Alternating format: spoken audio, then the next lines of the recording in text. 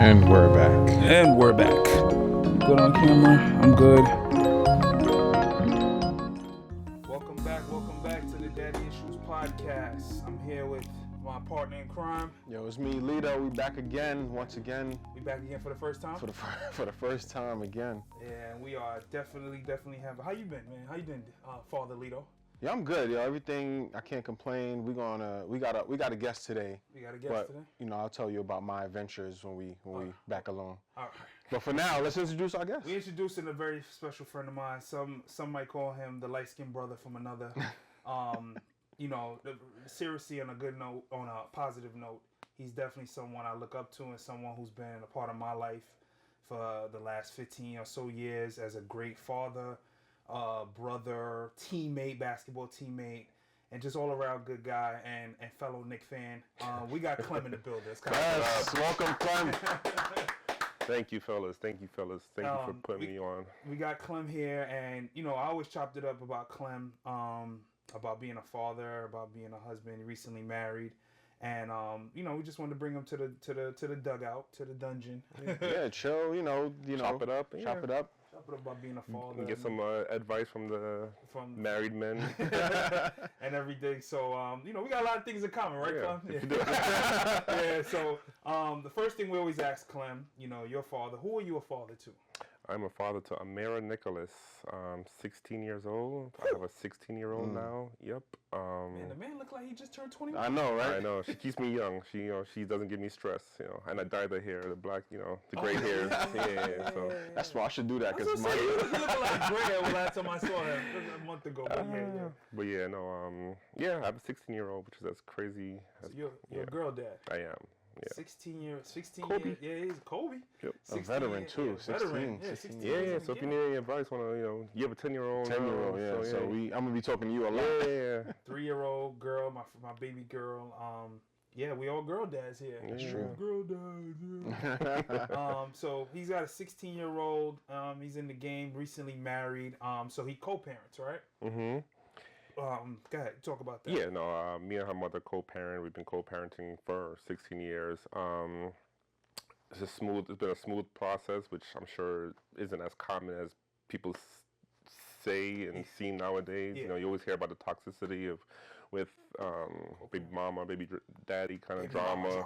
Yeah, so, but I've been very blessed to have a great relationship with my daughter's mother, and we've raised her well, and I have no complaints. None. So Was it always smooth? No, it was a process, but it was early on. Like, after Amira was like 1 or 2, we just totally decided just to stick to co-parenting and nothing else, because we were trying to be together for the sake of our daughter, and we saw where that was leading to, and that was just going to lead to more issues than anything. So we just made sure that we did it the right way and made our priority Amira, and here we are 16 years later. That's actually interesting, because you just said we did it the right way. Some people say you gotta do it the right way, get married and battle it out for the daughter. Yeah, I knew early on. Yeah, because I had just turned 30. Yeah, You so know, 30 was like, yeah, like 30. my brother in Brooklyn. At 30. Exactly. And I just didn't know what to expect, and you don't get a manual on how to be a father and be a parent. You kind of just gotta just go into it and just embrace it, and hope that you have the right people around you. It takes a village, and luckily everything worked out perfectly. So in that aspect, you're right. There's no manual, and that's part of the reason why we started doing this podcast, because I could learn from you. He could learn from me, 100%. And and people that's watching, we all learning from each other, because there is no one right way. You do whatever works for you and for your family. 100%. So I'm glad you said there's no manual, because there's not. None. Yeah. So you basically, your first child, you had to, I always ask this question: when did you feel like, oh shit moment, I'm a father? I'm sure there were many oh shit moments. The initial one was maybe seeing her first graduation. I want to say maybe going to pre-K. When she put on her whole dress and the hat at like 4, 5, 6 years old, and seeing her walk, and that moment was just like, wow, that's me, You cried? You cried. I know that song, so I'm sure I probably had a little teary eye. He had a bet though, like at his wedding, we all in the crowd was like, Clem gonna cry when he did, but Clem is slick. Clem knew he said his vows in secret, so he wasn't gonna cry. So we was like, Clem was like, I'm not gonna cry. I didn't cry, but I had a moment when I saw her walking down the aisle with her father, and she was under the veil, and she was like choked up, and I was like, wow. But I knew all eyes were on me, so I had to, really keep it together. Yeah, I had to keep it together for the moment. We'll get to what Yeah. but I was just saying, Clem probably cried at that time. I'm sure I did. I'm sure not cry like boo-hoo. No, but just like a single duck. Yeah, I'm sure I had a little duck to, That's your baby girl. Yeah, that's your baby girl. 100%. So tell us about Amira. Tell us about you know. Amira is an athletic, smart, introvert, very quiet, very humble, but she's a blessing. She does well in school. She's on honor roll. As I say it, it also just reminds me of how great I have it, and her mother, because it's like she's made it easier for us, being such a great kid. We haven't had any issues. 16, you could think about how you were at 16 and how much issues you get your parents and stuff like that. And knock on wood, we haven't had any issues like that. And we don't foresee it happening now, being that she's been raised so well over the years. But she's been great, man. And like I said, and she's athletic. She's in gymnastics. She's track and field.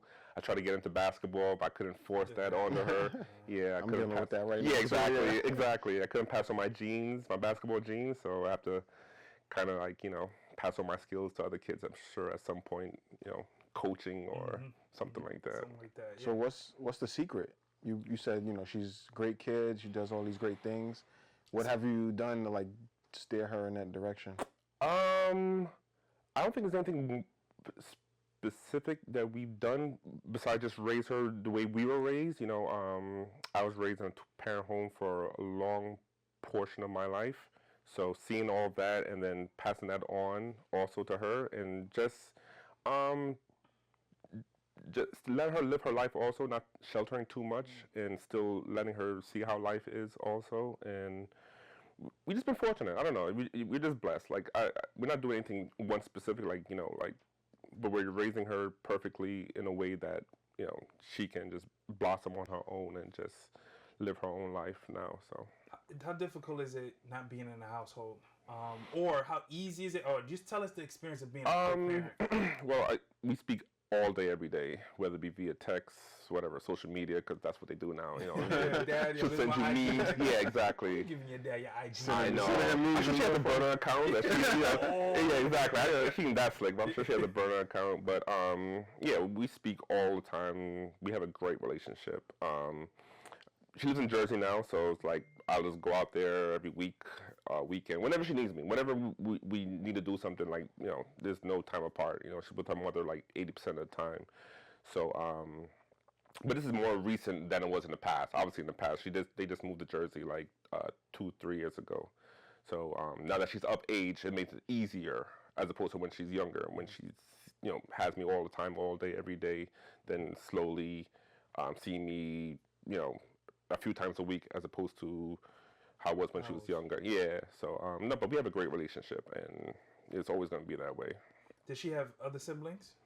No, her mom doesn't have any. So kids, she's the only child. Well, she's spoiled, yeah. So she's she's blessed in that way also, where she's what she wants, daddy gets, or mom gets. So and I've seen how she was at the wedding. First time I've seen her in years, and very pleasant, very daddy's girl. She trying to chill now. I see her with grandma, I see her with auntie, I see her with dad, and I seen her in the airport. She's just a real chill girl. Yeah, it was her first experience like that, so we didn't know what to expect on how she was going to be being surrounded by all these adults. And yeah, there was no other friends. Right, there was no other friend for her to chill with. So, but she held it on. I didn't embarrass her at the wedding. So she did good. And yeah, traveling with her is such a blessing also, because she's just easy to to handle. Like she just, as long as she has her phone and water, because she's a fish like me, she's good. So your family's Caribbean, so I'm assuming well, what kind of Caribbean? You gotta specify. Where are you guys from? My mother's from Trinidad. My mother's from Grenada. My father's from Trinidad, and I've been blessed with the best of both worlds kind of thing too. But my daughter hasn't really embraced that culture yet. She's still very Americanized with everything. Is her mom? Her mom is Jamaican. Her mom is Jamaican. Like Jamaican. Yeah. And no, and she hasn't traveled to like outside of all inclusives and stuff like that. She hasn't been in the trenches at all. No, she hasn't. Don't go there. Yeah, she hasn't been exposed to that life. But I was thinking more along the lines of like, because you said she's like very well behaved and disciplined. So it was like because Caribbean parents be crack the whip, laying it down. I never hit her. Never had to. Never had to hit her. That's good.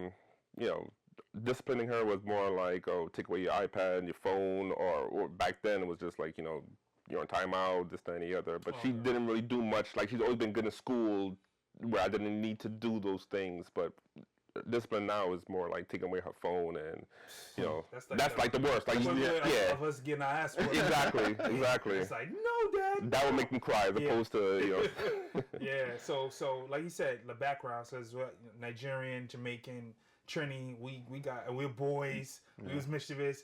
So Dad now is soft. Yeah. How did that transition? How did that come about? Having a girl softens you. It just it's hard to say no. It's hard to say no, especially when they're a good kid. And then having a girl as opposed to a boy, you kind of like want to toughen them up and groom them to be a man. With a girl, you just let them blossom on their own, and if she wants to put makeup on my face as a kid, who am I to say no? I'll do that now.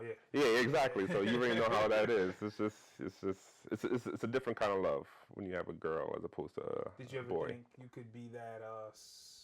We grew up in Brooklyn. We Trinidadian and Nigerian, and we hardcore. We grew up in the '90s. Now you're like, damn, I'm a soft ass dude. Yeah. These kids wouldn't be able to survive in our era. No, 90s in Brooklyn. I always I used to tell Ola all the time, I was like, yo, you think you're gonna, like, you have an idea of what you're gonna be like and what you're gonna say no to? I said, yo, they had Jay-Z in a Barbie box. Like, you think he thought when in 1995 he was gonna be in a Barbie box with his daughter? Barbie box with my daughter, son. All right. I'm gonna be there when it happens. 10 minutes later. I'm gonna be there when it happens. She's playing in my hair. She's doing all that stuff. I can see that. Like, let me comb your hair. I can see that. Comb this, but I was like, I can't say no to her. Yeah. She wants to know. I stopped at the fingernail polish the other day. It was like, come on. I'm not doing this. But I know nowadays... You can do a clear coat. She got yellow. I think it's yellow now. But, I could see me getting much softer. And that's my first. That's my baby girl. I don't like seeing her cry. I gave her a little this one time. And I called him and Omo. I was like, Omo shed a tear, man. Yeah. Like, I don't want to see her cry. Yeah. Something I can control. Something happens outside. But I can't do that. But... So going back to that, so you co-parent, you're there. She's a track star. I think you once told me about her friends, right? You're like Uncle Clem. Yeah. So she has some of these friends in Brooklyn where she grew up with, and none of them have like their father in their lives. So it wasn't even something that was just like planned. I just took it upon myself to incorporate them. So whenever we do something, I'm taking her and her friends. So I'm the father figure to them, I should say. And I'll take them to wherever, American Dream, Great Adventures, this, any other, because, that experience I had when I was a kid also. So it just kind of came natural just to take her friends and incorporate them whenever they're doing something, so it's where they'll have that father figure kind of thing. So they call me Uncle Clem, all her friends, because it's like that's what they know me as, whenever I'm with them kind of thing. No, so that's dope for you to take it upon yourself to be that for some people that don't have it. It's just different. Like whenever you open your eyes are open to certain situations. Like when we will go to like parent teachers meetings and we will see other kids, we always see the mother there, and me and her mother will always be there for those any meetings, recitals, everything. We will always be there. Those parents. Yeah. I mean, no, listen. that's a good thing because I used to hate that with my mom, and I knew how great that was for me. 100%. I used to not be embarrassed, but I just didn't want my parents to be there. It's almost like you're cooler to not have your parents 100%. there. Yeah. But now I know because my mom was at PTA and all up in the business. Right. It was so good for me. Right. The Brooklyn thing, like it's cooler for your parents to not be there. I'd be like, yo, your mom Must be a there. Brooklyn My thing. mom is straight Nigerian. Yeah. She has no, like, when I need to pray right here, I'm gonna pray right here. She got the African outfit on. At the time, well, actually, my mom still has the tribal marks, so I used to have to explain that to people. And as a kid, you don't want anything that's not normal. So that's messed up because the norm was the parent not to be there, so you don't want to be that kid that was not normal when your the kid. parent was there. So you're not thinking about those things. You just think like, I don't want my mom and see my friends and that life stuff. But but my daughter didn't care about that. She embraced us or me or whatever being there. Like so we have that kind of relationship where it's like father daughter, but also like friends. So it's like she could talk to me like about any and everything. So I think that's like a testament to how she was been raised and how I raised her. So it just opened my eyes. To go back to what I was saying, it just opened my eyes. So when you go to those things and you don't see much fathers in a recital or graduation, and you're like, wow, you don't take it for granted because you just realize that she has the two-parent household, and that makes raising a kid so much easier when you don't have to deal with just a mother just raising a kid. Or a father in some cases too. Or a father that's a single father. But you guys, how do y'all deal with opposing views being outside the household? Daddy, I want to do this. Mommy said I can't. This and that. But now you're outside the household, so it's a different kind of dynamic. How do you deal with that? So her mother's Jamaican, as I said before. So she's the authority, right? Rules with an iron stick kind of thing, more so than me. But I'm sure Amira knows how to get away with murder when it comes to certain things. She knows who to ask for this and the other, and when it comes to each parent, But see, I like to combat that because my daughter does the same thing. I like, did you ask your mom? So if she did, like, what did she say? Oh, she said no. I'm like, why you asking? If she said whoever, my rule is the parent that says no wins. So if one parent says no, the answer is no. It's not the first parent. The parent that says no. If I say yes to something and mom says no, then it's no. Oh. Because we not without a reason. Without a reason, at least it could be. I could disagree. It could be a reason, and we'll talk about that separately. But if she said no, is no, because if she doesn't want you to do it, I'm not going to overrule that. Right. And if I don't want you to do something, she shouldn't overrule me either. We could talk about it later, discuss, and maybe come up with a plan of she can do this with these parameters. But if one parent says no, the answer is no. See, my mom always told me, if you ask and someone said no, the first one, if you come ask me, I'm whipping your ass because you know what you're doing. And so this is how. So it's the same thing. No, but it's like the first person. So this is how it was. My father would say yes to almost everything, and we knew to ask him. But we also knew that if we asked him, my mom knew that we went to him on purpose because we knew he would say yes. She's like the one that cracked the whip. She ran the house. He wasn't the alpha, all that. So we knew, like, I'll give you an example. One time my brother's about 16. His friends want to come pick him up. There's no way in hell. My mother wasn't home. No way in hell she would have let him go. But ask Dad. So we could always say, Daddy, let me. So I know I ain't getting in trouble. Daddy said yes. As he's walking out the door, you see my building. I'm on the 3rd floor. Mom is coming up the stairs. It's almost like you walk out smiling and he walked back in with frowning like, where you going? Like it's like 6, 7 o'clock now. There's no friends outside in the fall or whatever it was during the school time. Daddy said I could go out and thing. Daddy, she yells at my father. And I don't think she beat him, but at that point, we knew what we was doing. Yeah. So I was saying that with you, like, Amira knows, Daddy gonna say yes. Let me call Daddy. And then Daddy will soften the blow. Yeah. I mean, if you could just find a medium ground where, like, okay, you could go there, but you got to, do this, do your homework first before you do anything else, then, That's how it works? Yeah. Okay. Yeah. So, saying all that, now you've gotten married. Hey, Clem's got married. Somebody caught Clem. Like that's a hard fish to catch. Yeah. Yeah. I've heard. So now with your wife, first of all, how's the relationship with daughter and? Oh, they're good. They're good. Kareen and Amira, like Amira's an introvert, so she'll show her way of liking in different ways. She's not the expressive type where she'll like, oh hi, you know, like, but she'll show her ways of accepting everything. Like it wasn't a hard process just to get them together, because Amira never really saw me with anybody else besides her mother from when she was young. That's what I was gonna ask. You wasn't the type to be introducing. No. So, you know, and she was of age when she, you know, obviously ended up meeting Kareem, which was like 4 years ago. And so, you know, she just gradually just accepted it, and it's been fine ever since. Did she ever ask you, never even asked you this before, why not mommy? No, she's never asked that. She's never asked that. She's never had any questions or just anything about that. She just knows because she sees mommy and dad. She sees that we're cordial. I go over there and we're cool and this and that. We talk, yada yada. So she sees that we have a good relationship, and she's never saw anything negative, like no, you know, toxic. She's never been exposed to any of that stuff. So she's just been naturally just accepting for how it is, you know, still having.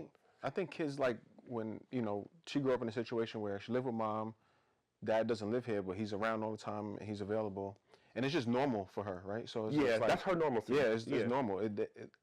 Maybe if there was a divorce or something and things changed, then it would have been different. She don't remember that when there was never a time they weren't co-parenting. Right, exactly. So that makes sense. Exactly. There's never been a break where it's like, oh wow, I haven't seen daddy in so long, or, you know, this, that, and the other. It's always been, we've always, you know, been around. So it's like, that's all she knows. Yeah. Okay. You know, all she knows is mommy, all she knows is daddy. Yeah. And that's now she knows Kareem, so she's, So, and then she's mature enough. She wasn't like 3. Exactly. She's 11, I think. Exactly, at the time. Like yep. that. So, here's the other question.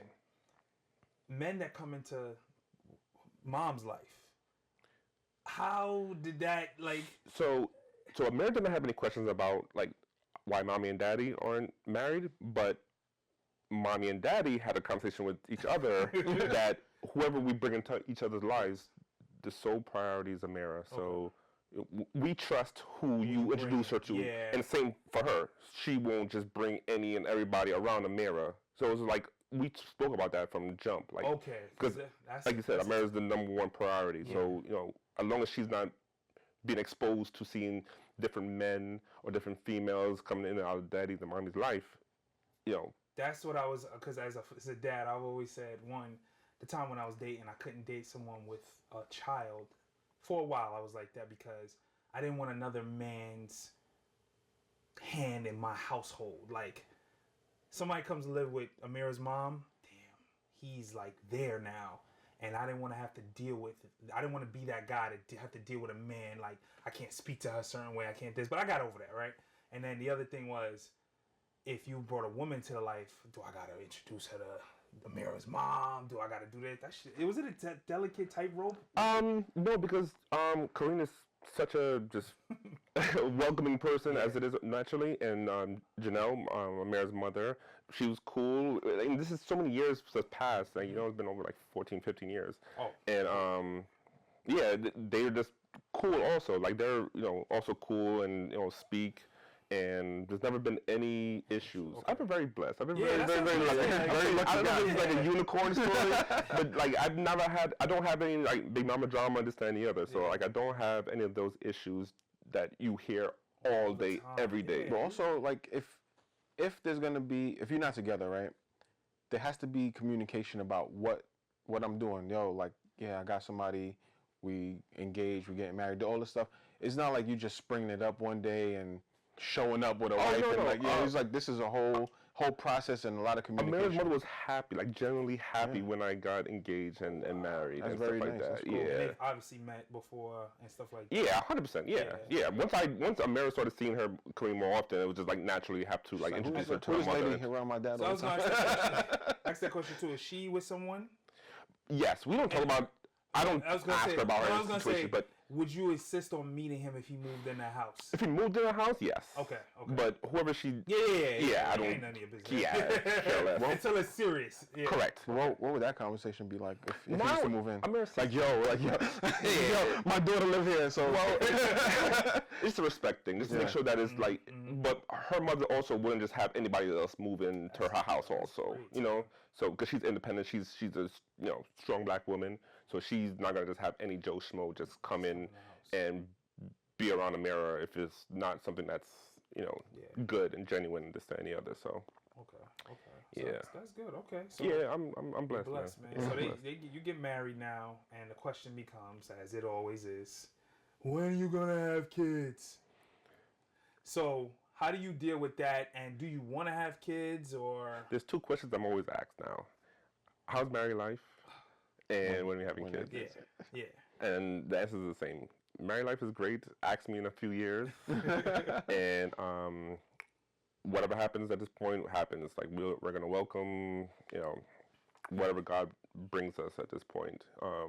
We're not the type to like plan it like, oh, you're ovulating? All right.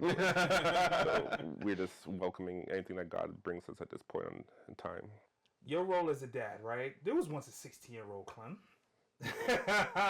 And now you ready to have the talk. Have you had the talk with her? We've had to talk a little while ago, and not like a talk, but just like, she's been exposed to social media, so she sees stuff all the time on social media. Even if you filter out X, Y, and Z, YouTube, it's just you're just bound to see all that stuff. But she's so innocent and sheltered that it's not a worry for me. Maybe for her mother, because she has to eventually have that other talk of, maybe going on birth control pills, stuff like that. Like, just talking about that just kind of like makes you want to cringe. But so I had conversations with her on like, how boys can be, how I was at 16. You told her the real. I gave her glimpses. I gave her glimpses of how it is in high school, because she's in high school, and I know how high school life is. And from freshman year, you're just like you're a freaking hornball as a boy. Basically. And you have a beautiful daughter, right? So every boy in their mind is thinking correct. What we used to think. Correct. Right, and that's the hardest part. Is just like you still want her to be exposed to the world and eventually meet, and she's gonna have heartbreaks and this, that, and the other. This is natural. Yeah. So it's just a matter of just like trying to guide her and have her have the smoothest, soft in the as possible. But she's very smart, and like I said, she's been exposed to seeing stuff. It was just a matter of just actually having clarity on exact stuff, and it wasn't as hard. And they learned that in school. So they really have, like we had like sex ed, but we took that as a joke. Yeah, we took it as a joke. There was nothing. We couldn't look up stuff online. I mean, we could. Exactly. It was new. No, now you're right. Like, I could show her something on YouTube. I could show this. I could do that. I could chat GPT. What should I say to my 16-year-old daughter? Yeah, that's true. Yeah, I could do that. Oh yes, coming up on the talk too soon. Yeah. 10 years old. Yeah. At some point. At some point. Yeah. Because there's gonna be questions. One thing I know about him is he doesn't lie to her. Right? There's no lying. Like I remember one girl told me growing up, I can't talk to you because my father said if a boy touches me, I'm gonna turn into a frog. Stuff like that. But why would you lie to your daughter? And tell her that like this is the real. Like it sounds graphic. You may not go as graphic as it needs to be or it can be. But I'm gonna tell you the truth about. And one thing I say about my wife, she said she didn't really grow up with her father, biological father. We said her mom always told her the truth. Like. No, this is what happened with your dad. This is what it is. This is what it is. So, and it turns out, telling the truth, these kids, they can handle it, but I do dread that later on, Once you have an open and honest, good relationship with your daughter, it makes life easier. Like, if you're uncomfortable, she's going to be uncomfortable too. So, like, once you have that kind of good relationship, like I see with you and your daughter, like, you guys have a really great relationship. So, once you have that kind of bond, it just makes it easier just to talk about any and everything because, they're very inquisitive and they're going to ask 1,000,001 questions on top of it too. So, just when the time is right, sure. Yeah, I don't answer every question. Sometimes, like, we'll talk about that another time. You don't lie, but you don't, brush it off. Brush it off, and she knows what that is. Right? You talked about being fair, right? That's what she said to me, She said, I was like, do you think I'm mean? Do you think I'm too nice? She's like, no, I think you're fair. I was like, yeah, that's the perfect. That's the perfect thing. Yeah. Yeah, you don't want to be a pushover dad. Yeah. Like yeah. So you have that. Like, would you? I asked you this one time we was talking. I said, would you let her date Clem at 16? No. If she came home with a guy who you like, yo, that used to be me at 16. Like you meet somebody's parent, you know, he's a good guy, and you like, I don't know, something like. But would you? 16, maybe, because you're not a senior yet. But you know, anything after like 14, 15, 16, probably not. Has she ever approached you like, I like somebody, Dad? Yeah. Oh. Yeah. Okay. Yeah. No. Yeah. Oh, that means you have a good open relationship. Because me, even as a boy, I would never. I think the first girl she met was the wife. It's not true, but it was very like I was very scared of my mother's reaction. You know, my father was like, oh, whatever. But yeah, she told me maybe a few years ago. She was like, oh, you know, some boy keeps liking her pictures or something like that. You was like. I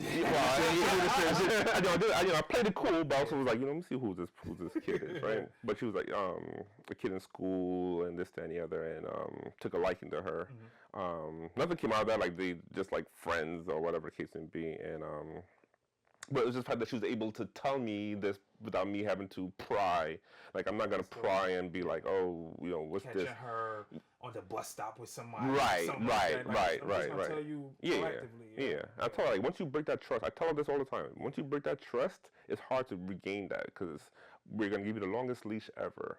Just, you know, just be honest, be open, talk to us about anything that you have any issues with or feelings, this, that, and the other, but don't go don't be sneaky, don't do that stuff, because that's when we start to look at you differently, and we didn't raise you that way, so that's the one thing. So she's open to telling Dad anything. She's an athlete, right? So she takes it very serious, you told us. Yeah, she's very hard on herself when she doesn't come first, second, or third in races or anything, gymnastics, because she's been so fortunate to excel at things that she just picks up on because she got my genes. You know?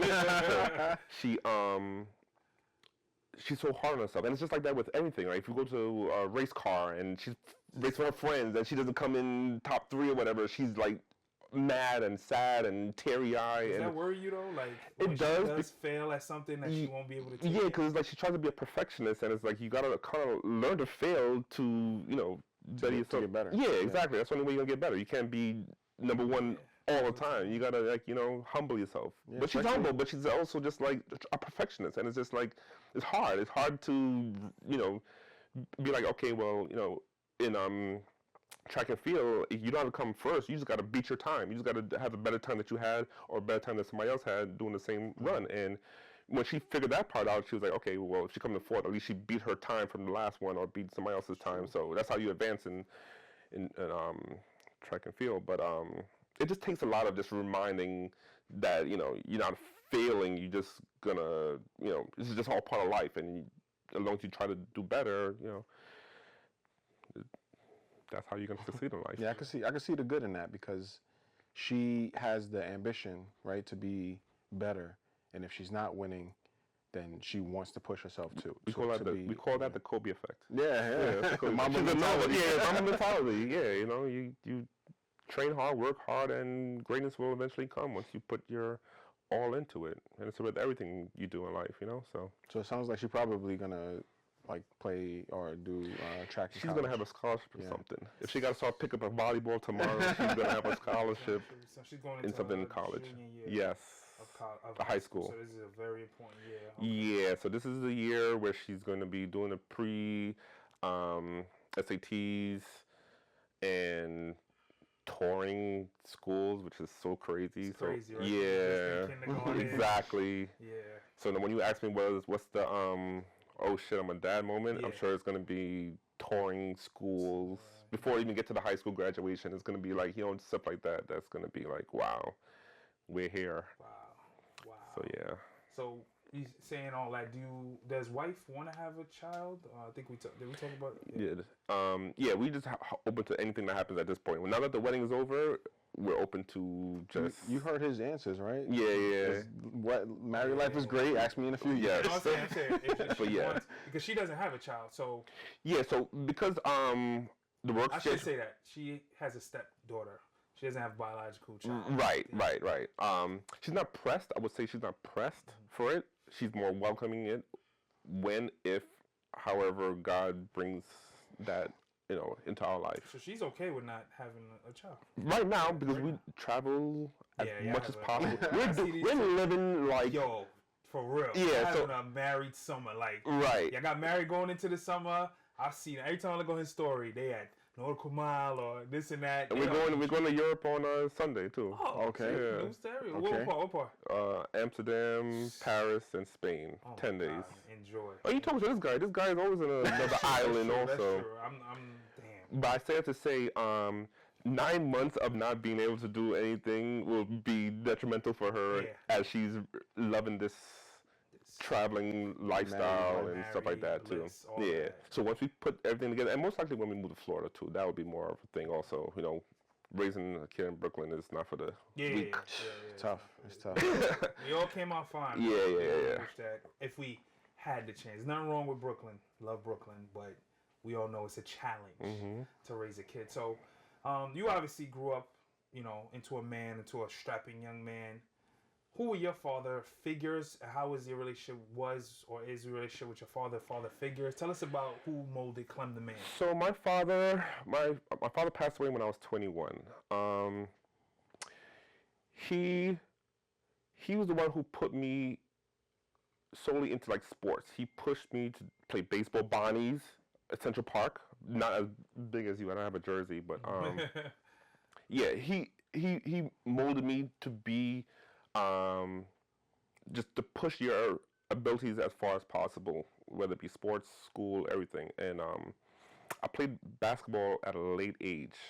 I say late, like I want to say like 13, just before high school, when most people play basketball when you're a kid. You pick up a basketball as a little kid. I started playing the same age, around Yeah. 12 years old. Yeah. And it's just a black kid from Brooklyn being surrounded around a whole bunch of friends who, it's just rare that you pick up a sport and then you excel at it, but that's a testament to us just having raw talent kind of thing.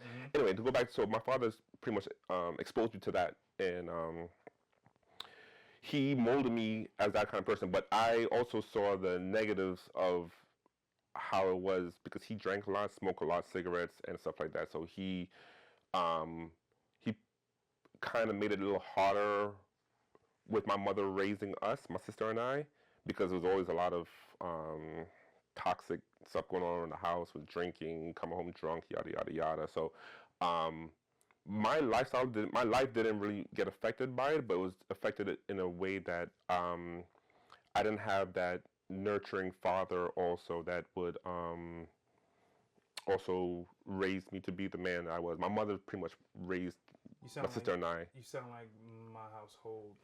Yeah. My mom was Yeah, she was. My father was there. Yeah, right. And he was there till I was 40, basically. But I'm a mother's son. Correct. No, it's true. Yeah. And yeah. So like, it wasn't fair to my mother to have to come to my high school game, my final high school game, stuff like that, because it's just like she doesn't love it. She just there just to support kind of thing. Yeah. As opposed to when your father was like, oh my God, you see that from like Serena Williams' father and this and the other.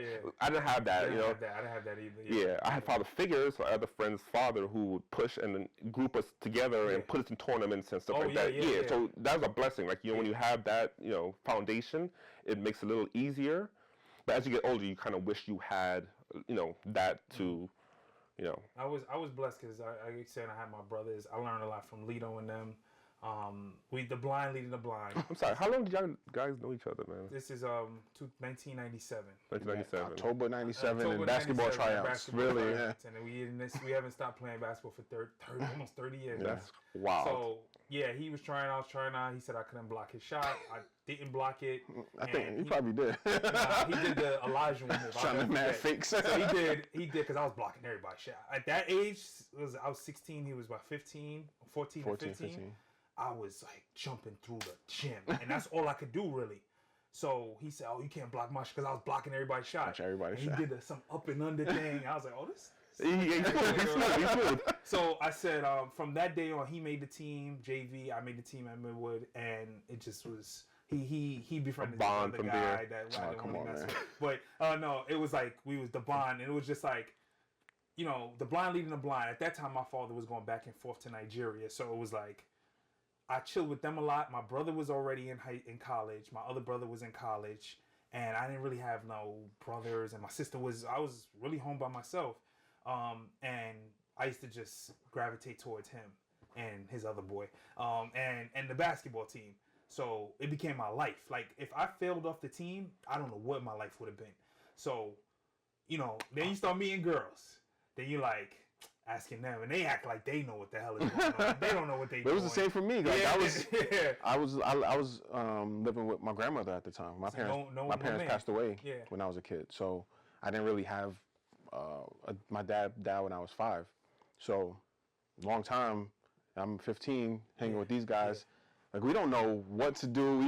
We relying on each other. Like luckily, we were all smart. We weren't into nothing. Not to do something that we can't come back from. Yeah. Like if I told him, be honest, I'm messing with a girl and I'm not wearing a condom, he probably would say, "Nick, you need to wear a condom." So like right now, I will have almost a 30-year-old. Or if they with a gang or something like that, we were good for that, especially for his boy.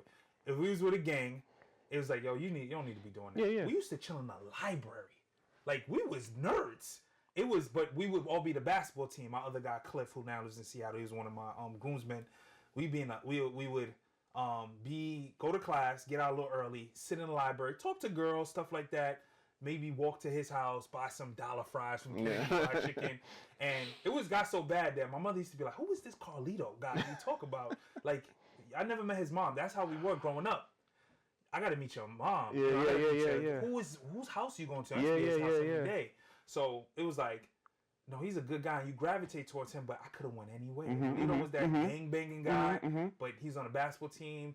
You know, I'm there with him, and he gets me into trouble, and that's what my mother was really afraid of at that time because my brothers wasn't around. They were in college, but he was like another brother, but a father figure. He's younger than me, so I see like how he carries himself with the girl. Yeah. And then he look at how I carry myself with the girl. So we got a lot of feed that off back each other. then. You have a lot of friends that you still friends with in high school. I have friends. Yeah, Chris, I knew for almost 40 years. And if Chris went this way, you went with him. Yeah, right. So you kind of like feed off each other, and he actually had it good. He was spoiled, but we would also just like also feed off each other. A few others who lived around the way. It's just different from how it is now. Back then, back then you could go outside 5-6 blocks, no phone. Once the light came on outside on the pole, that's when you like or when you got hungry. When you either got hungry or the street lights came on. Yeah, exactly. Or you knew you never wanted to be the first one to leave the group because you don't want to miss anything. Right.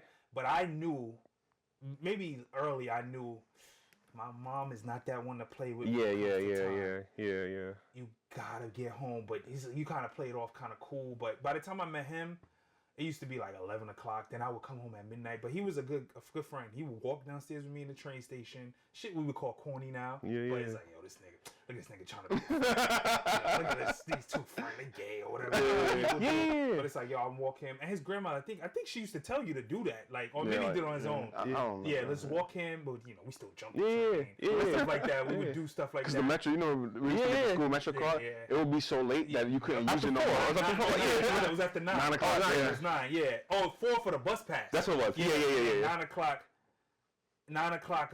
It used to be like, all right. I never wanted to leave his house. Lito had a setup. See, video games. He had the game. Yeah. Cable. I had nothing. Yeah. And I used to be like, we had Chips Ahoy. I used to eat all my cookies. I used to get in trouble. I still was eating all the cookies. Yo, I never had that in my house. Chips Ahoy, and my mother didn't let us eat that stuff, which I learned a lot. Like, you gotta let your kids eat that stuff. Like, I learned from that. You gotta let a kid be a kid. He had his own room. He had his own.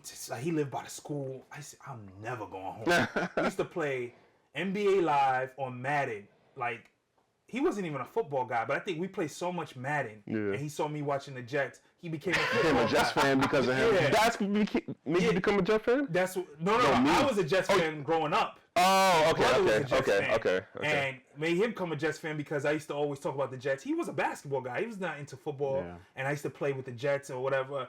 And that's how you see how those things go. Like growing up, like it's so influential. Your friends, they could be your father figures. They could be this. They could be that. Brotherhood, and man. Brotherhood, and it turns into fatherhood for us. Right? And now he becomes a father. Hold on, before that, I will never forgive you for making me a Jets fan.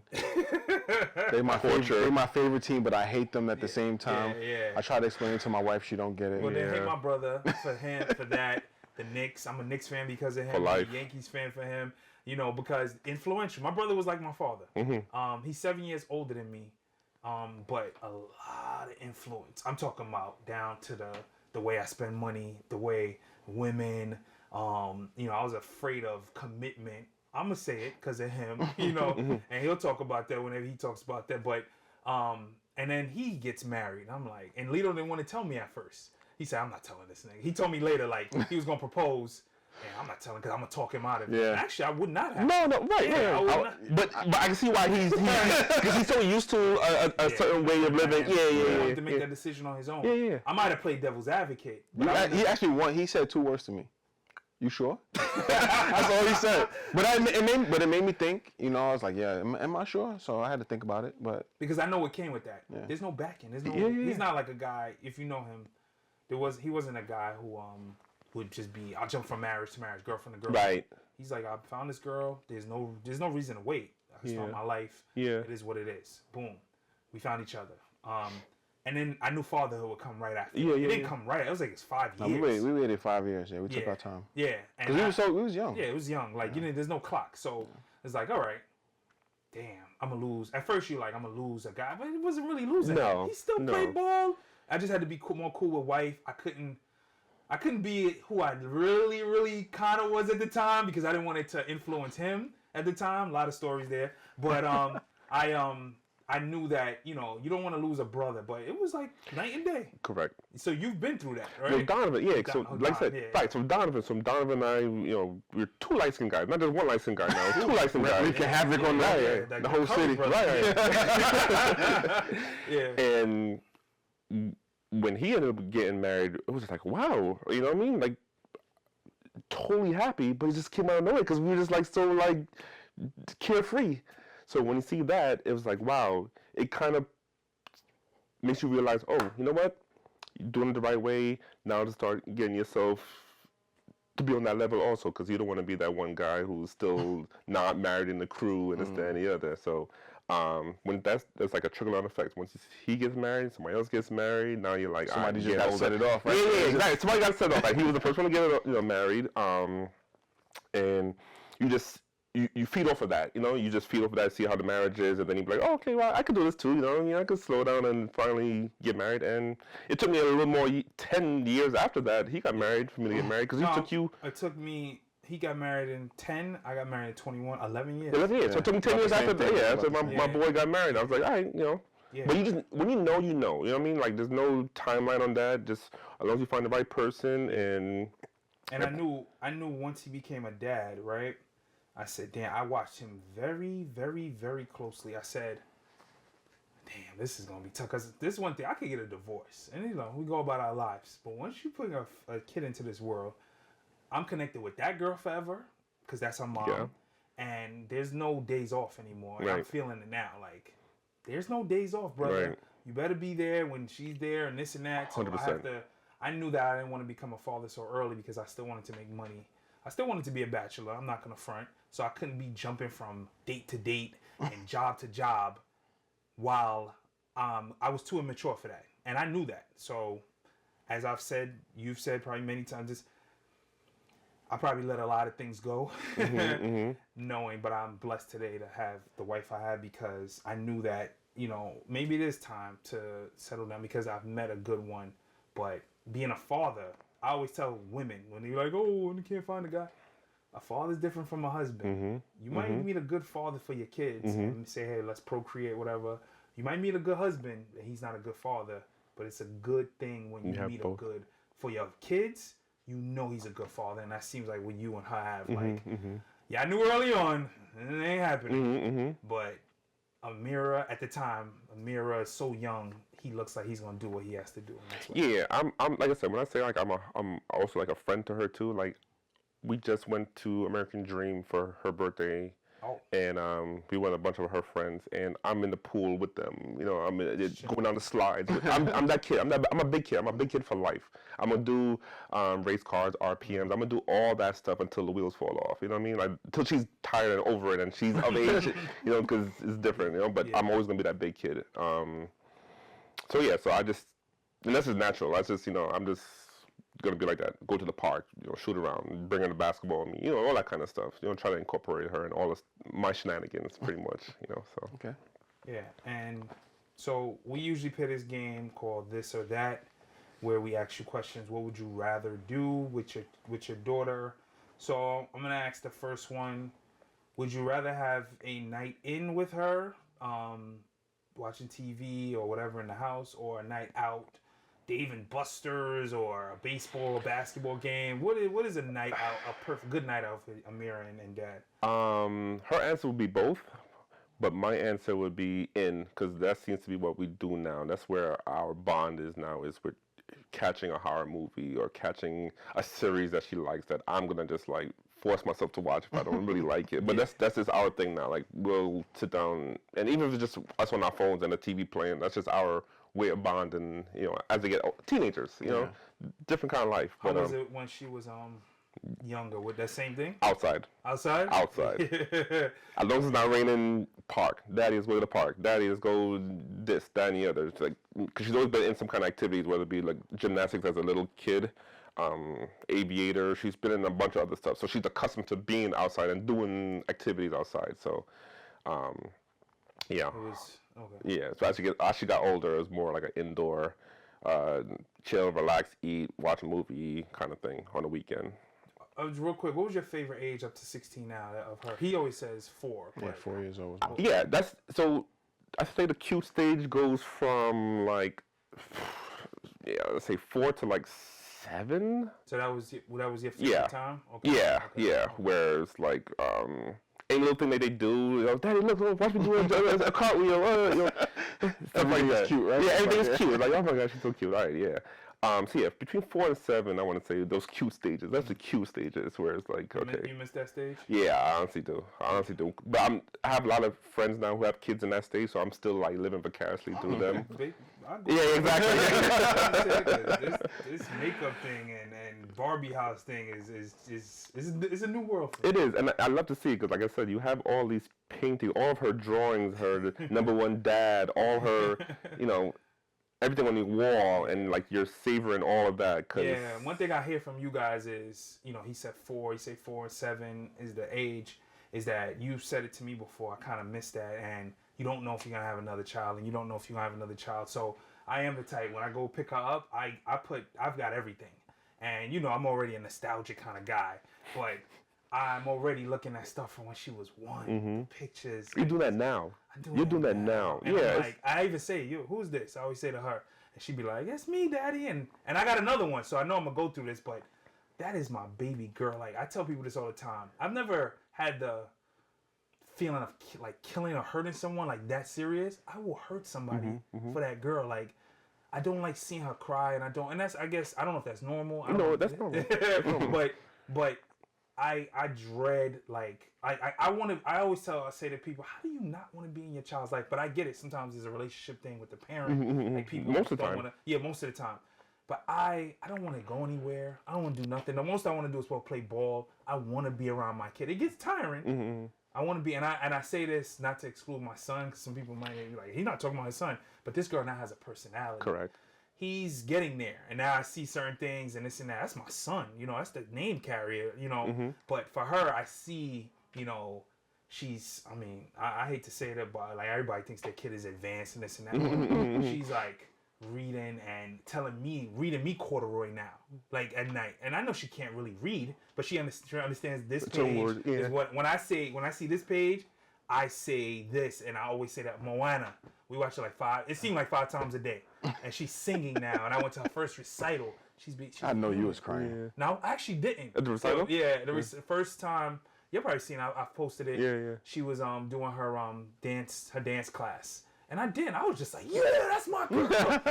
like I'm the only dad doing that. Like, but I felt like that. Like it's a basketball game for me, and she's a human now. She's a living, breathing, talking human, and I'm just like, damn. So I'm savoring those moments. So. Yeah. To go back to what you were saying, like with the iPhone, you're getting memories of pictures all the time, and 90% of them is with her, and I'm always sending it to her. Yeah. And she's probably like whatever, like because it's her, like. But for me, and now that you mentioned it, it just reminds me like this is like such a great time that we had, So whenever I get those memories, I always send it to her just so she could have it and she can reminisce. She's not gonna reminisce the way I reminisce because it's just different for parent, but. It's just so crazy when you say that it's just subconsciously you're just like living vicariously through how those days and stuff like that. So I'm gonna get back to this or that. There's two things. One, is she close with your mom? Yeah. Amira, okay. Her grandmother? I've always dreaded though, like my daughter never really knowing my father and my brother. My brother passed away 17 years ago. I don't live with regrets, but that's the one thing. I mean, it's out of my hands. They passed away. They're human. Yeah. But I've always, and I've leaned on kind of talking to him a little bit because I know it might be a sensitive thing with him. But how do you, like, Lito, like, she knows her grandmother and grandfather from her mother's side, but how do you reconcile with that? With, like, never just be, Yeah, I mean, it is what it is, right? Like, I can't, like you said, it's out of my hands. Like, there's nothing I can do about it. But I tell her about, I didn't even know my dad that well. I was only 5 when he passed away. My mom was a little bit later when I was like 11. But there's pictures of them in my house, so she knows what they look like. I look like my dad. Like you can tell I'm his son. I tell her about my mom. Like I was like, she was a tough lady. She would have probably spanked you if you did something wrong. So if she was watching you did something wrong, you was probably gonna get one. But if she asked me a question, I answer it as best as I could. It's funny. She'll be like, yeah, my grandma would have did this or said this. I'm like, yeah, maybe. Yeah. But she has an understanding that they're not here. I've taken her to the cemetery and put flowers and stuff like that. But my daughter was looking through the picture book one day.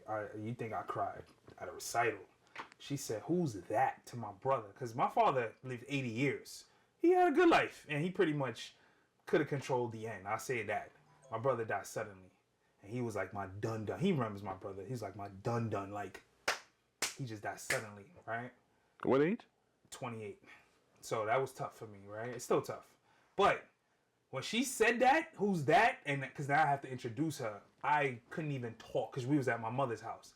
And I like cottonmouth, like, and it's just tears. And I was like, let me just excuse myself for a second. And, so, I don't know how that came to my head, but I was just thinking like that, like her other father figures. Because those would be, she has good father figures now, my brother, these guys, you guys, and her grandfather, her actual grandfather. So, just saying all that, I know Amira is probably protected by the blood of Jesus Christ.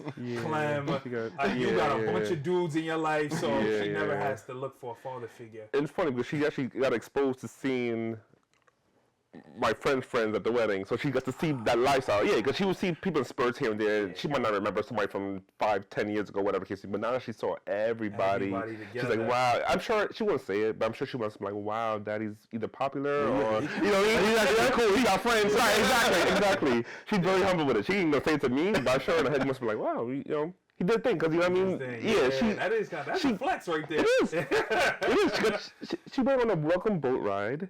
Hotel pool. She's the only kid there. That hotel people. Just say that. She nice. as you said, like you want anybody taking her to AC when she been to Cabos and Jamaica and this that and the other. So she exposed. Before we started filming, Clem was like, your daughter's been all over. Like, ain't nobody taking her to LA City. That's a flex right there. See, but like Amina's not gonna be that. That's not gonna be her first time rodeo. You know what exactly. Bars. That's bars. So no, I get it. So the standard is high. That's what you guys are saying. Yeah. I don't just run around with any knuckleheads, Amira. I don't run around. She says all the time. Last night, daughter said, "That's Uncle Lito," because we were looking at. She has a tab where she can call people, and I put Lito on there, his face, so you could call him. I like that. Cabo. When he was in Cabo, she called me like 10 times. And she would just call me, put the iPad down, and run around. Right. I miss that shit. That's the stage too. Yeah. I do love that. Like, just to have you there, like that's their comfortability. Yeah. They'll put the iPad on, FaceTime, and then they'll go about their business. She did that the other night. That's hilarious. I came home late. And she said, you got to say night to your daughter, because I was coming home too late from Basketball City. And she was just like, you love it. And then I dread the day where it feels like she don't need me anymore. And I don't know if y'all there yet, but. She always going to need you. Yeah. But like not just financially. But for some reason. For some reason, she's going to need you. But it's like, you can tie your own shoes now. If she can now, you can. Oh, man. That's no, I was looking forward to that. I like to see her gain independence and learn how to do stuff, and that's natural in life. Like, I would tell her, like, I'm not doing that. You have to learn how to do it. Yeah. At some point, you're gonna have to learn. So why not? Why not right now? Yeah. I just talking about this just kind of made me reminisce also on a time where, like, I brought her to my games because I also want her to see me play basketball. Also, she's a sponge, so she'll soak it in, but she won't understand how much it means to me for me to bring her and have her see me in my element. You know what I mean? See me play basketball. I'm not gonna go try to score 40 points. My daughter's here, right? We only do that with girls. Yeah, exactly. But just seeing her seeing me being active and doing those things will stick with her for life. You know what I mean? Those are kind of memories you want to embed in their heads, kind of thing too. So. I was telling him that. I said I want to bring my daughter to a game because you had them too young.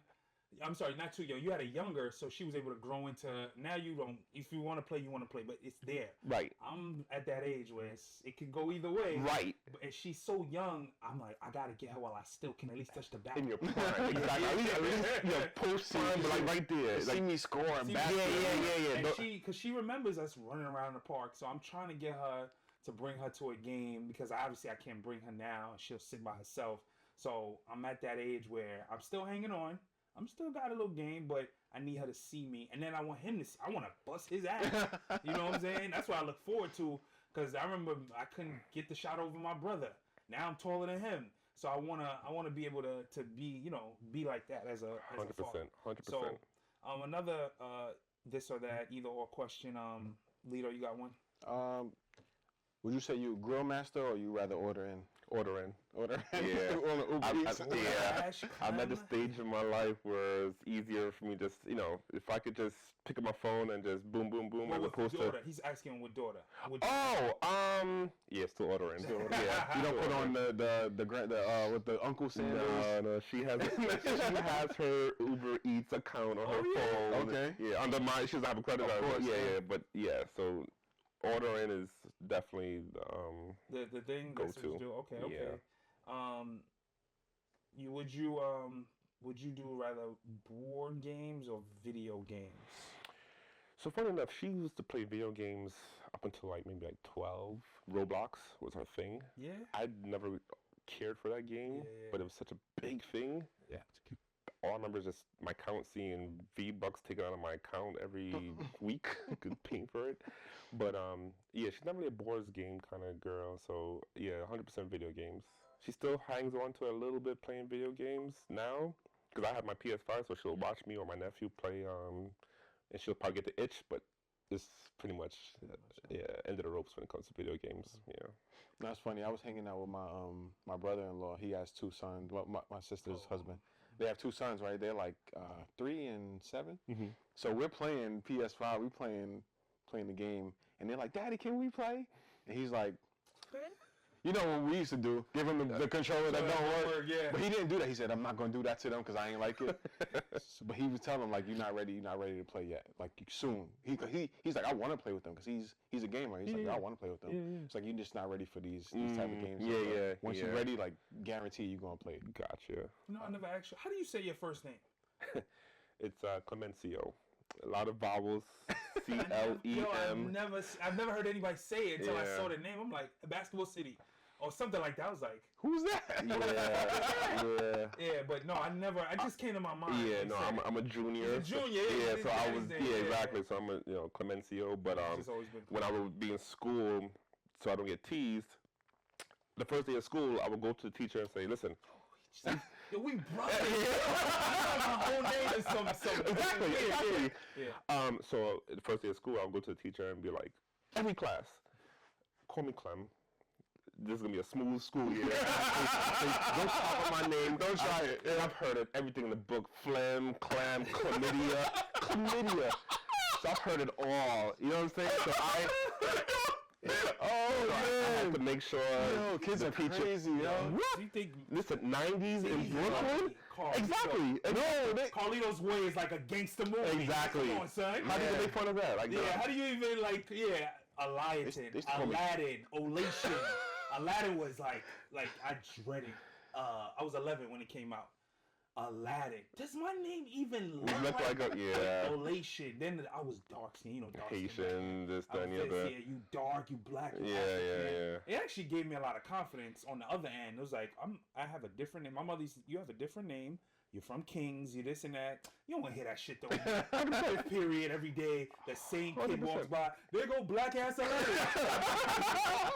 Shit like that. Like you don't want to hear that. But I was always saying that. Like I never heard anybody say your name. Only my mom says Eliatin now or Khadijah when she really wants to get my attention. So.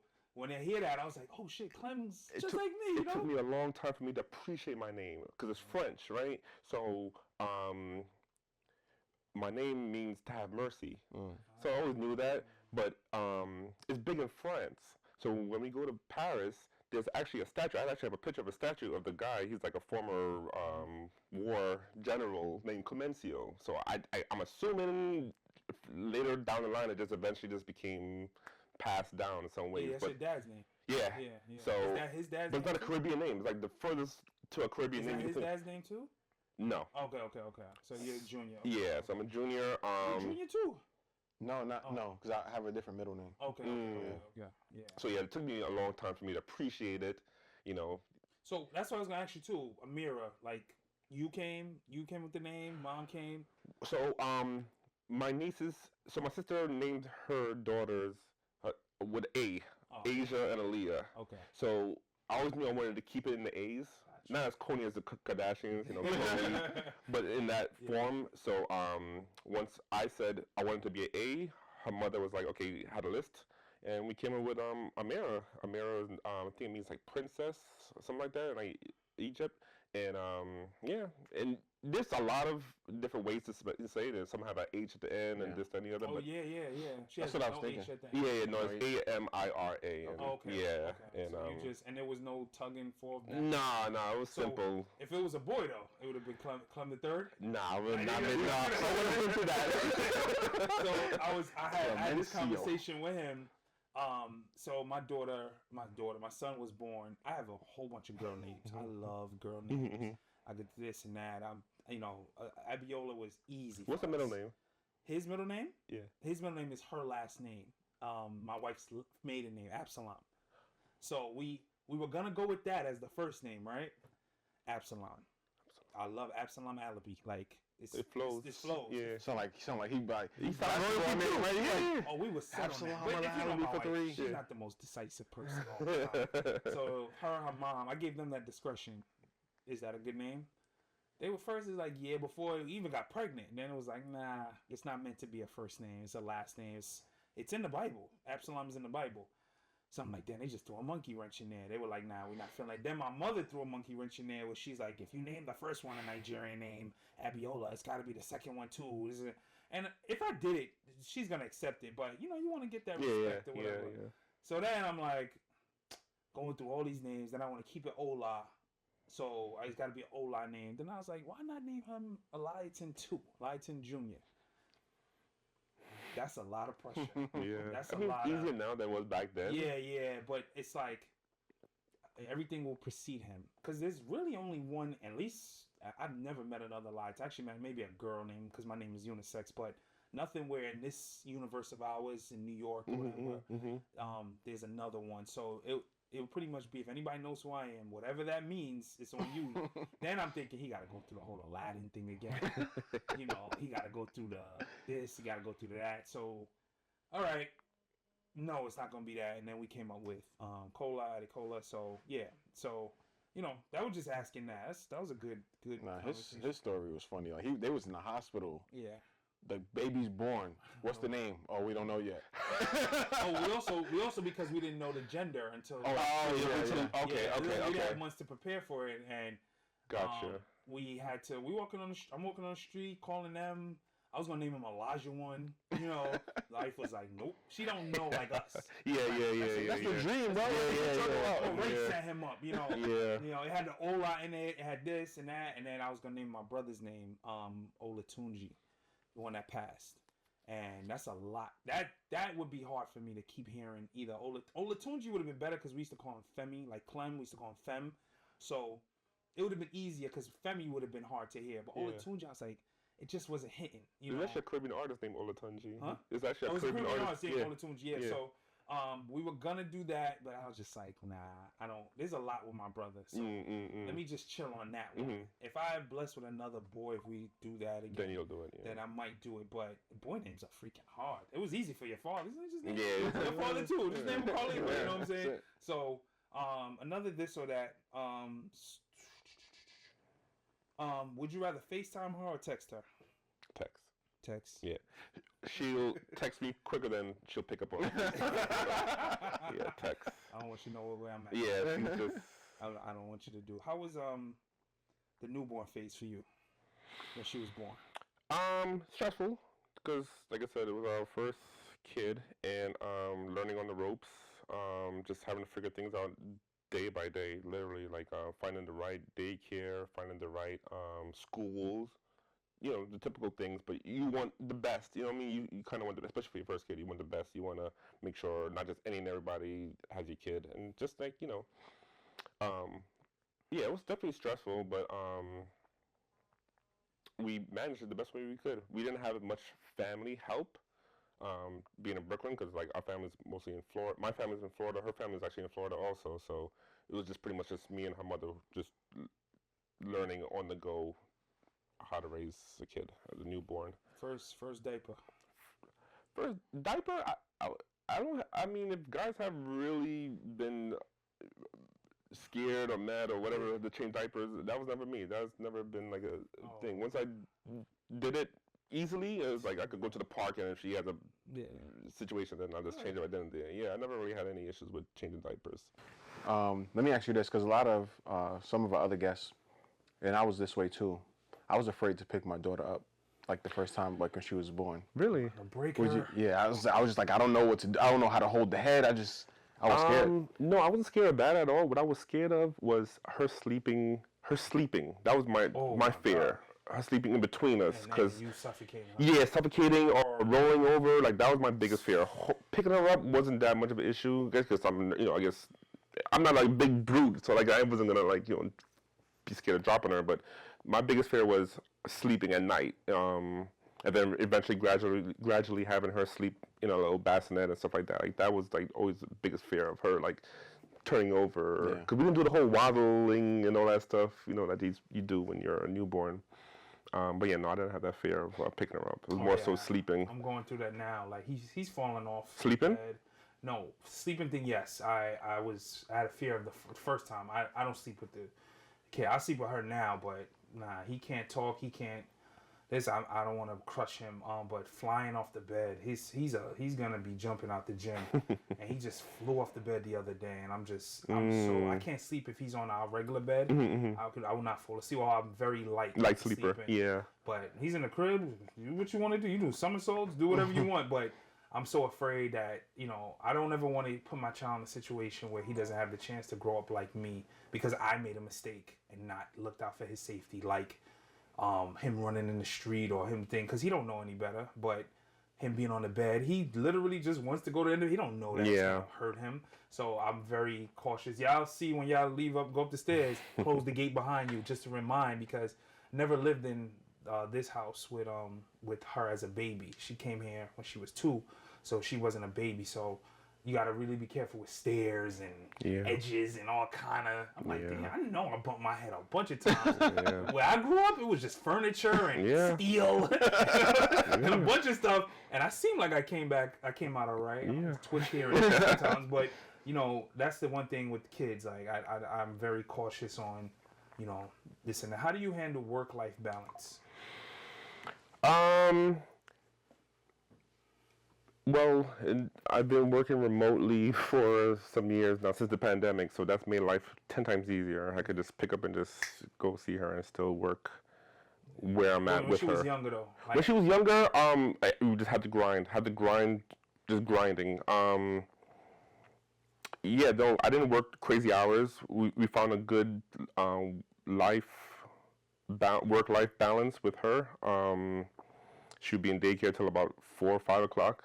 So one of us would pick her up, and yeah, I've been in my job for quite some time, so I had the flexibility even back then to still finagle and you know, do what needed to be done, because obviously that's the main priority. So I wouldn't let work come in, you know, in between that at all. So yeah. Okay.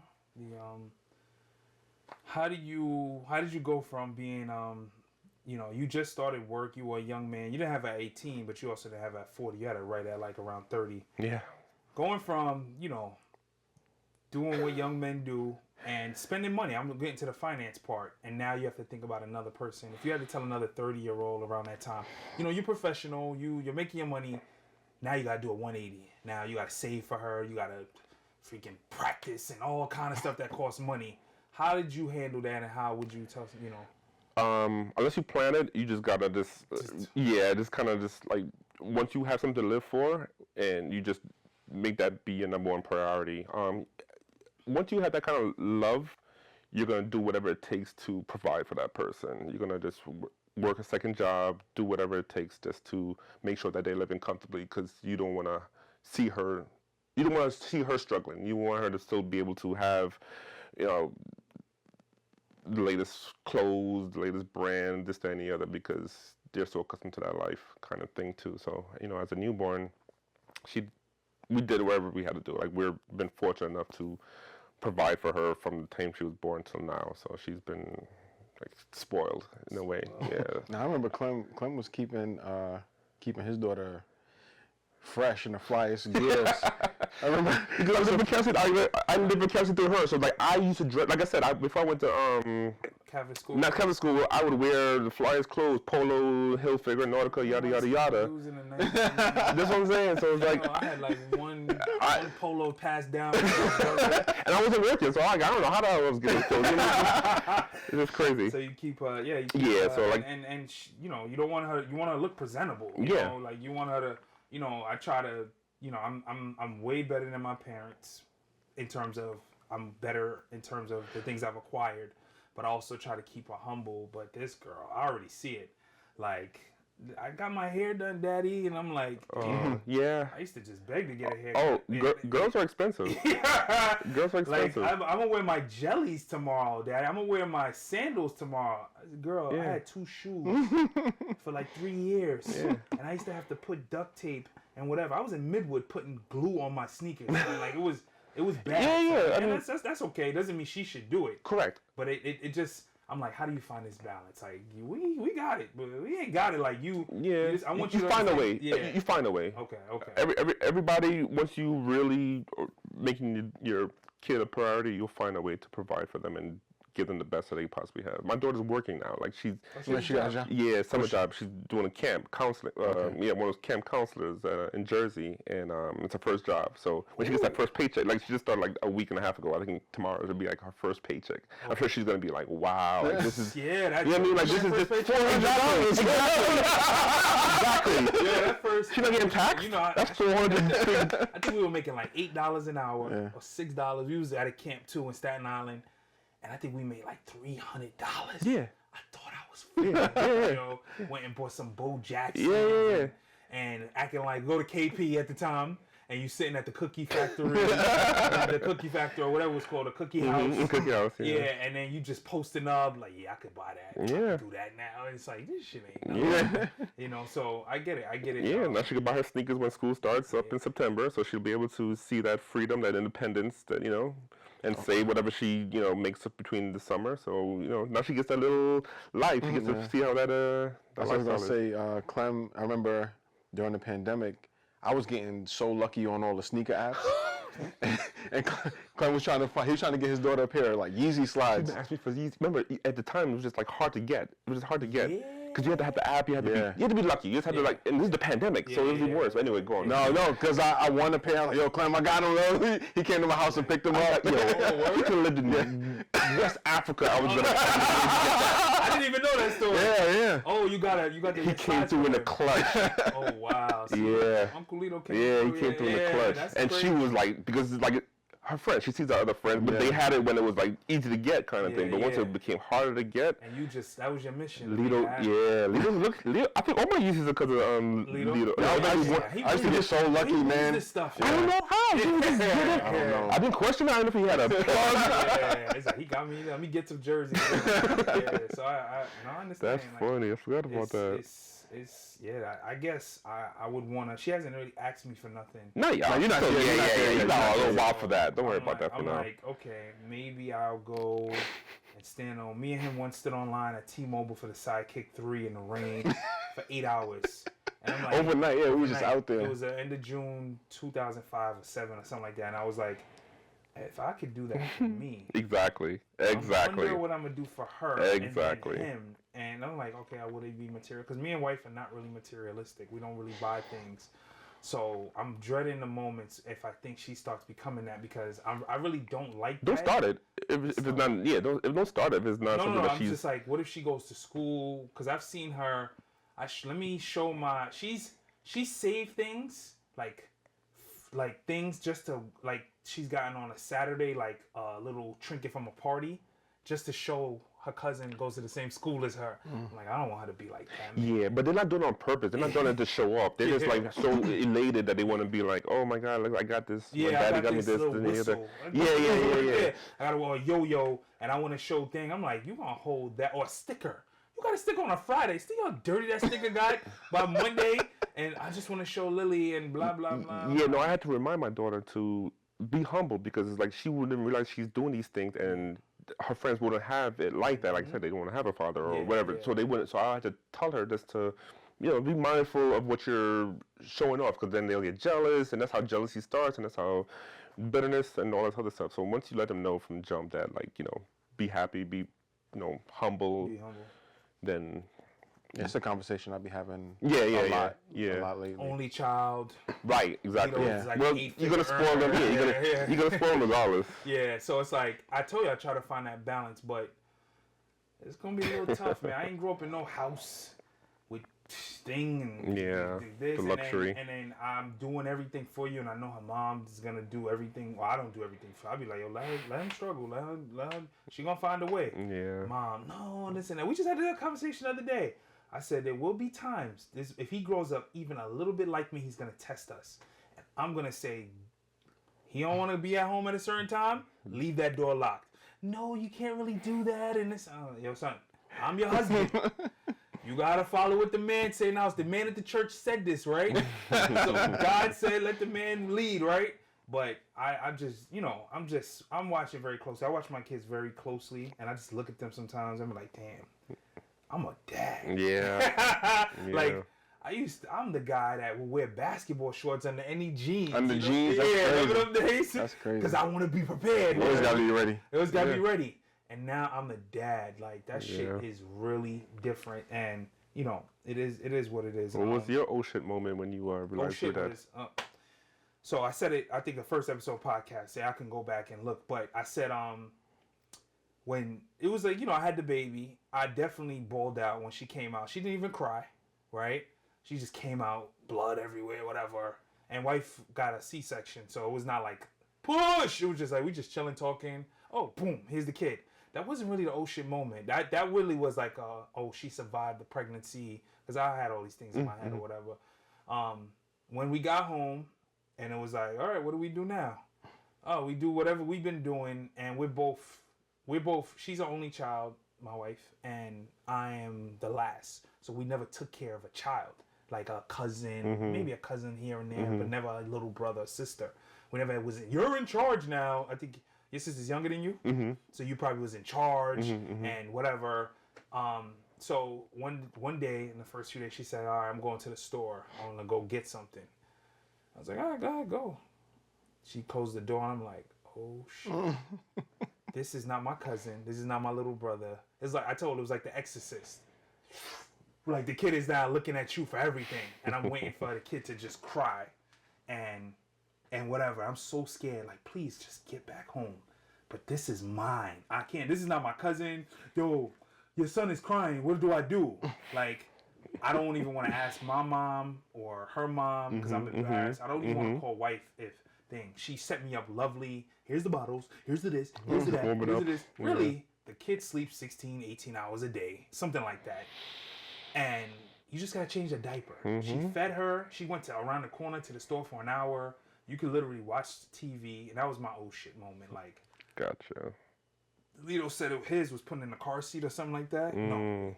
There's a few moments. So, like, right when my wife told me she was pregnant, I was like, yo, I'm going to be somebody's dad. Like, what? Oh, yeah, that was tough, Yeah. too. Oh, I didn't ask you about that. We'll get to that. Yeah, well, I felt like, I was, 32? I felt like I was 15. Like, who knows? Like, I got to take care of somebody. So that was one. And then I went to every single appointment. Oh, yeah, I did that, too. I missed one. I was mad. I missed it. But so the second one was going to all the appointments. I used to go to all of them. I think I missed one, and I was tight. I had to miss that one. And then when we left the hospital, I couldn't take the car seat out the car. I couldn't figure it out. So I'm in the driveway, fiddling around. I was like, you know what? Just take the baby out. Take the baby inside, and I'll figure this out later. But it's like all those things, just like you, and that's what being a dad is. You just figuring stuff out all the time. You ever, like, in front of your daughter, Clem, you never want to admit that you don't know something? I'll Google it underneath my armpit. My brother used to be like that. He's only 2.5. He was 2.5 years older than me, and everything he had an answer for. Now I grew up, I'm like, nigga, you lied to me. Like you, but he didn't want to look like for him, he took that big brother stuff seriously. He didn't want to look like he didn't have an answer. Like, so I always, like, you know what I'm saying? Yeah, no, homework. Her homework. Yeah, because she homework. I'll fake the funk, and then I'll be like, I'm pretty sure then I would go on my phone and double check that my answer is correct, kind of thing. But I don't let her. I mean, she'll see that if I don't know it, she'll be like, she ain't gonna look at me like, oh, you dumb. My father's dumb. But she, it's a homework. It's a homework that always gets me because I'll be like, I learned this shit. Like, you know what I mean? Like, it's just so crazy that they're learning stuff that you put so far behind your head, and sometimes you get caught up in algebra. You're a teacher, so it's like, you know what I mean? You could never look like you don't know the answer to. Look like I don't know the answer to something because. No, we got it easy with that now. You take a picture with ChatGPT. Exactly. They will tell you the answer and how to do it and everything. Which is crazy. So we don't got to worry about that no more. She also may not even have to ask me because she'll learn ChatGPT. And I'm like, yo, how do you all know all these answers? Yeah, right. How you? Because I knew. Explain it to me. Explain it to me how you got this answer. Show your work. Yeah, I know. Wife used to tell me when she needed to get something from her parents, they would make her write an essay. Is it really worth it? Go write an essay. You want some sneakers or whatever. Funny. She said that's probably their way of teaching her at the time how to write. Like that's it's a teachable thing. Like, you want this? You gotta write this. But we're really teaching you how to write. I like that. I'm gonna use that. Yeah. Damn.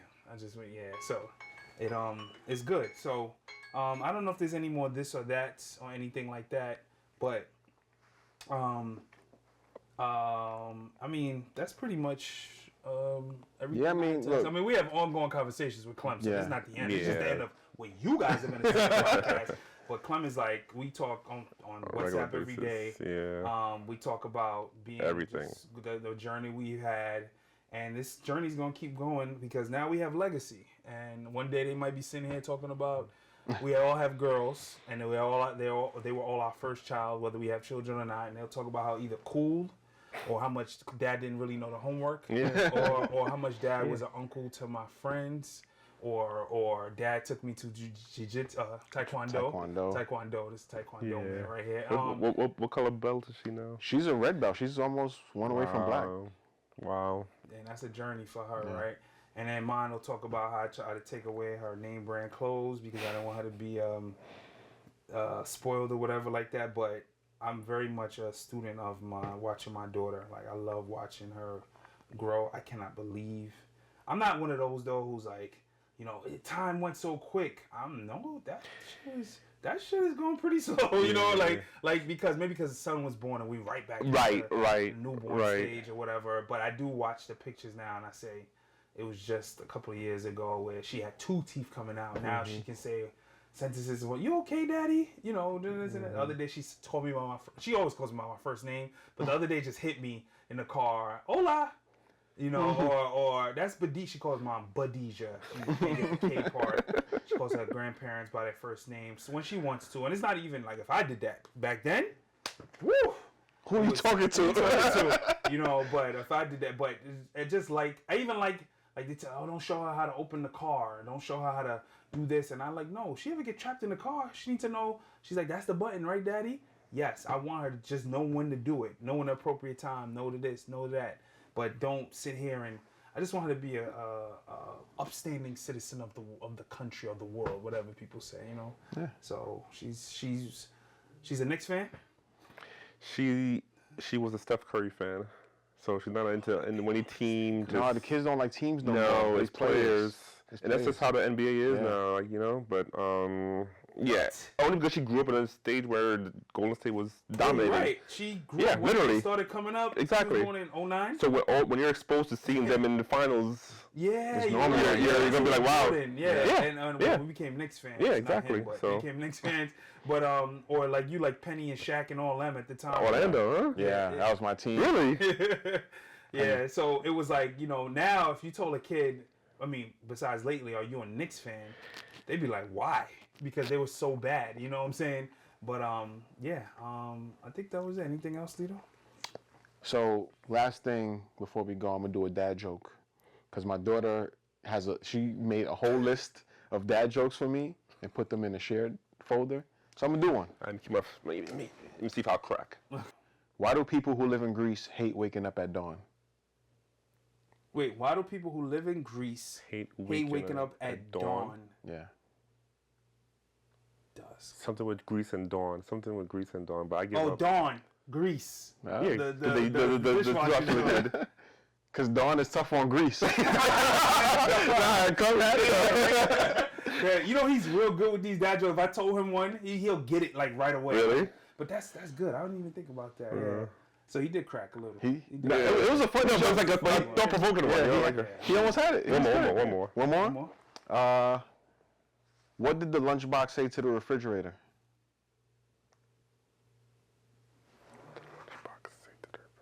Lunchbox say to the refrigerator. I'm not gonna get it because it could go any way like that. Let's see if don't hate me because I'm a little cooler. They're supposed to be corny, right? Yeah, it's a corny laugh. You know? It's like a ha. Yeah. Yeah, like, you know. One more. You got one more? One more? All right. A funny one, please. That's pressure. Yeah, it's pressure. What do you call a fake noodle? Foodle? Faux. Fool? Noodle? Fake. Faux. Fee-fi, faux fun. I give up. An imposter. Oh, I like my that. God. I like that. Yeah. See, I didn't think noodle was pasta, but okay. Anything you want to say to the people, Clem? You know, about being a father? Just embrace it. And cherish those moments, those great moments. Don't take it for granted. And, you know, just do the best you can. And everybody's situation is different. And just be there for them.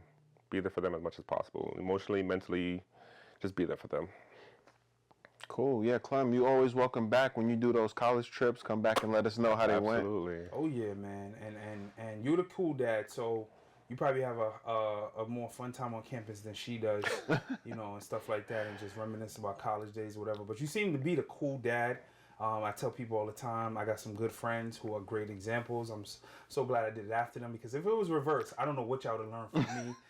It's true. Yeah. So, like, and it's crazy. Just to bring it back a moment, I knew you for like years before I saw your daughter. I didn't really ask any personal questions.